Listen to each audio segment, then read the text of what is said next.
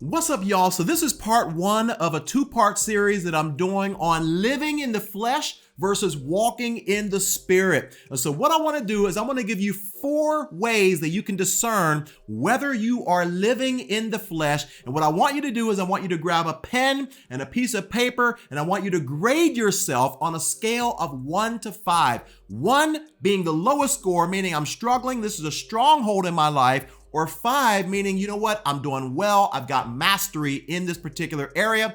And then towards the end of this video, I'm gonna share with you how I personally graded myself so that you can see whether Brother Parr is living in the flesh or not. And then if you're so bold, I would encourage you to share your score in the comment section below. And then towards the end of this video, I'm gonna explain to you very clearly why living in the flesh can be so detrimental and damaging to the life of the believer. Okay, test number 1 is sexual sins. I want you to notice here that the Apostle Paul puts this group of sins first in the list of the sins of the flesh. He says here, now the works of the flesh are obvious: sexual immorality, moral impurity, promiscuity. So these 3 words fall under the same category as sexual sins, but each word refers to something slightly different.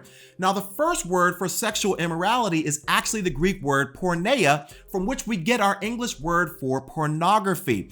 And this refers to any illicit sexual relationship. So whether you are single and you're having sex outside of marriage, i.e. fornication, that would fall under this category. Or whether you are married and you're having an affair with somebody who is not your spouse, that would fall under this category. Or also same-sex relationships as well. Now, the next word is impurity, and this goes beyond sexually illicit relationships and goes to the realm of your thoughts, your words, and your desires. So this could be anything like watching pornography. It could be just general lust. It could be that you're fantasizing about someone who is not your spouse.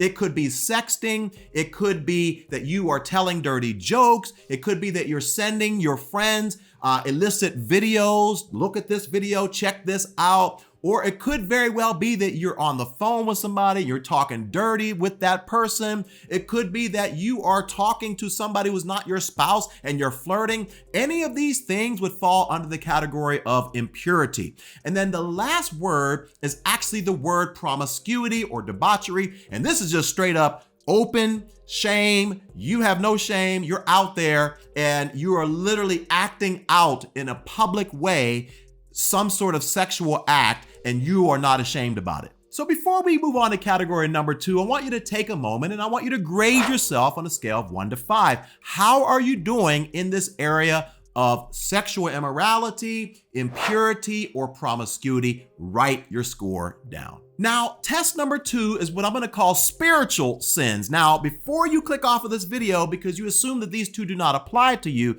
hold on and listen to what I'm going to say, because I guarantee you that these 2 very well may apply more than you think. Now, the first word that Paul refers to here is actually the word idolatry. And many of us will say, you know what? I'm not worshiping any sort of false god or images of some sort of false god. But remember, idolatry is simply anything that we put in place of God. And so this could be things like your work, right? Your career aspirations, your business aspirations, or it could be a hobby that you have. It could even be your family. It could even be your marriage. It could even be your ministry that you are elevating. You're giving more of your thoughts, more of your affection, more of your money to these things than you are to the things of God. These things are taking place. They are taking preeminence in your life, other than developing your relationship with God. That's the first word. The second word is sorcery. And the Greek word for sorcery here is actually the word pharmakia, from which we get our English word for pharmacy. And many scholars believe that this refers to magic or spells or actual drugs, right? And so if you are using drugs that are not prescribed for you by a doctor to transform your mind, maybe to escape some sort of reality or whatever it is that you're doing, this would fit under the category of sorcery. So before we move on to category number 3, I want you to rate yourself. I want you to grade yourself. How are you doing in this area of idolatry, i.e. putting God first in your life, or ultimately with drug use, sorcery, write your score down. Now, the third category is the one that I think is going to hit home the most. It's actually the largest category of sins that Paul refers to here, but the issue here is that these are the sins that oftentimes most Christians don't pay as much attention to because they're not necessarily out in the open. They are more hidden. And these are what I'm going to call the social sins. Now, Paul lists 8 of them here, and we're going to go over a few of them. The first one is hatred. Now, this could be some sort of deep-seated anger or enmity or resentment that you have in your heart towards someone or a group of people. Maybe somebody has hurt you in the past and you have not forgiven them. And so there is this hatred in your life.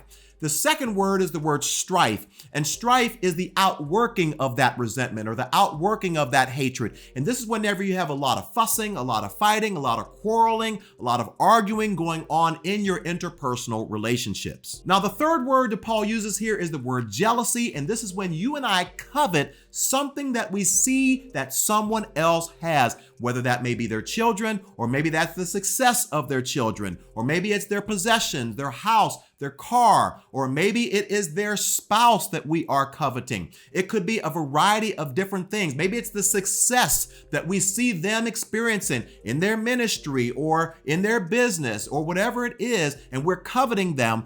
And it could also go even a little bit further where not only do we want what they want, but we also secretly wish that they didn't have what they have. And that's why jealousy can be very deep-seated. The next phrase that he uses is fits of anger or outbursts of anger. Now, this goes without saying.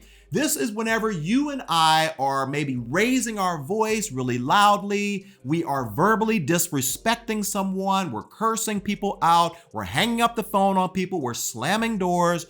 It could even be physical abuse or domestic violence. Basically, people around us don't necessarily feel as safe because we are regularly engaging in outbursts of anger. Next is selfish ambition, and this is whenever you and I are thinking about me, myself, and I. We're thinking about our needs, our desires, and our aspirations without really considering what might be best for everyone else, even at the expense of other people's happiness. And then the last category are dissensions and divisions, and this is the ultimate outworking of all of the things that I talked about here, and that is the idea that you are not able to consistently work through interpersonal relational conflict to get to the place of peace in your relationships, and as a result, it is leading up to having divisions and all sorts of strife so that you are not able to have fellowship with the people in your life. Now, I know that might have been really rough, but I want you to take a moment and I want you to grade yourself on how you are doing in these areas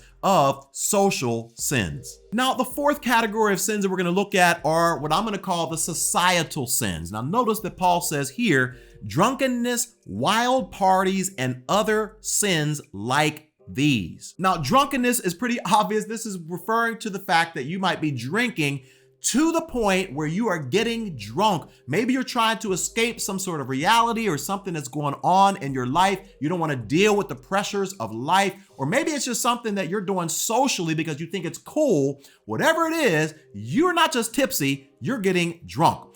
And so then he talks about orgies or wild parties. Now, this may or may not just be some sort of swinging party. It could very well be that there's a party, there's all sorts of illicit things going on, whether it's maybe people are dressed inappropriately, or there's music that is vulgar, it's inappropriate, or maybe there's is some sort of sexual behavior going on at these parties. And basically, it's just a wild party that you as a Christian know that you should not be at. So, if you are involved in either of these societal sins, I want to encourage you to grade yourself right now on a scale of 1 to 5. Now, before I share with you my personal grade on how I scored on this test, I want to share with you briefly on why this is so critical as a Christian. One of the reasons Paul gives is at the beginning of this passage, and then the second reason is at the end. Now, the first reason he gives, it says here, I say then, walk by the Spirit, and you will certainly not carry out the desire of the flesh. For the flesh desires what is against the spirit, and the spirit desires what is against the flesh. These are opposed to each other so that you don't do what you want. Now, this is pretty clear. Paul is saying that the more that you and I are living in the flesh, it is going to be increasingly more difficult for us to be able to walk in the spirit, which is what I'm going to talk about in the next video. So you want to make sure you tune into that. But basically, these two are going against each other. They are opposing one another. And so the more that we are engaging in sexual sins and spiritual sins and social sins and societal sins, the less we will be able to yield to the power of the Spirit in our lives. But the bigger reason why this is so critical to the believer is actually towards the end of this passage in verse 21, and Paul says this, that those who practice such things will not inherit the kingdom of God. Now, I don't claim to know exactly what practice such things actually means, but what I can say for sure is that if you are a believer and you are living and you are exhibiting this type of behavior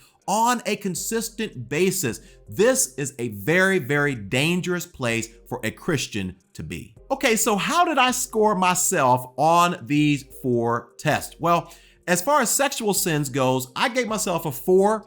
I'm not perfect. I still struggle with lust. I still have impure thoughts. I still at times may catch an image or something like that online on Instagram. And I'm like, wow, this girl is beautiful. And my mind goes in the wrong place. And so I couldn't get myself a 5, but I gave myself a 4 because for the most part, I feel as though I have my sexual desires, my urges, and all those different thoughts under control. Now, for the next category of spiritual sins, I didn't rate myself extremely high here. I gave myself a 3, and that's because there are some specific areas in my life where I know I have put in place of God. I know that these are things that I have made an idol in my life. One of them very well may be my success, quote unquote, here on YouTube, right? Where I am putting way more time and effort into trying to grow this channel than I very well may be in spending intimate time with God. That means that even my ministry could be an idol in my life. Now, for social sins, once again, I graded myself a 3. Why?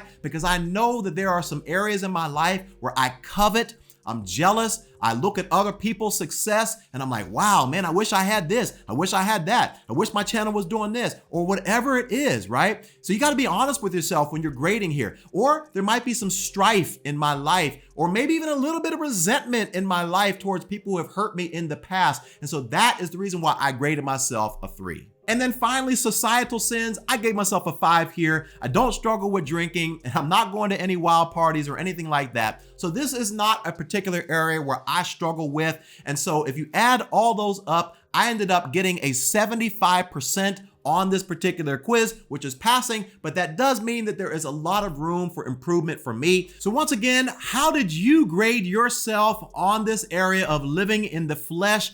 Let us know in the comment section below. And if you're so bold, let us know which specific area or areas that you struggled with.